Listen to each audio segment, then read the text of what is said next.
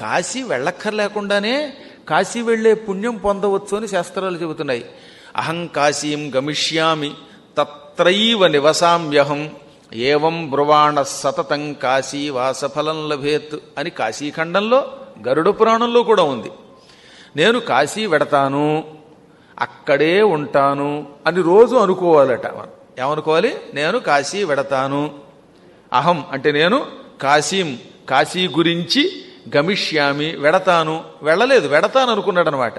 ఇంకా టిక్కెట్ కూడా చేయించుకోలేదు. కొంతమంది అంతే, తెల్లారి ప్రయాణం అన్నా చేయించుకోరు. మైదారి ఆ బద్ధకం ఏమిటో తెలియదు కానీ వాయిదా పద్ధతి. ఎప్పుడు టిక్కెట్ చేయించుకుంటారో ఎప్పుడు టిక్కెట్లు కడతారో తెలియదు. కొంచెం ప్రీ ప్లాన్డ్గా ఉండాలి న్యాయానికైతే. నేను 4 నెలల ముందు కూడా ప్రిపేర్ అవుతాను. ఏడాది తర్వాత వెళ్లే ప్రయాణానికి కూడా రెడీగా ఉంటా.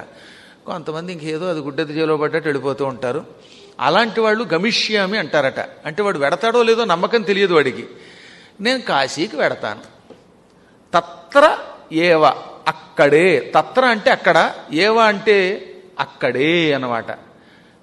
నివసామ్యహం ఉంటాను. నేను కాశీకి వెడతాను, అక్కడే ఉంటాను. కాశీ వెడతాను, అక్కడే ఉంటాను అని నిరంతరం అనుకోమన్నాడు. ఏదో ఇప్పుడు పురాణములో ఒకసారి చెప్పించారు కదా అని అనుకుని ఇంటికి వెళ్ళాక నేను బజ్జీ తింటాను, పడుకుంటాను అనుకుంటే ఉపయోగం లేదు. మళ్ళీ మీరు బజ్జీ లోకానికి పోతారు. కుంభీపాక నరకంలో పుణుకులు వేయించినట్టుగా యముడు వేయిస్తాడు. కాబట్టి అవి విడిచిపెట్టి ఎప్పుడూ నేను కాశీ వెడతాను, అక్కడే ఉంటాను అని నిరంతరం అనుకోవాలట. ఏవం బ్రువాణ సతతం. సతతం అంటే ఎల్లప్పుడూ.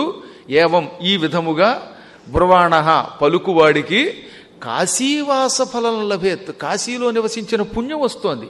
నేను కాశీ వెడతాను, అక్కడే ఉంటానని నిరంతరం అనుకుంటేనే కాశీలో ఉండే ఫలితం వస్తుంటే ఇంకా నిరంతరం కాశీలో ఉండేవాడు ఎంత యోగం చేసుకుంటాడు, ఎంత పుణ్యం చేసుకుంటాడు. కాశీకి అంత శక్తి ఉన్నది. ఆ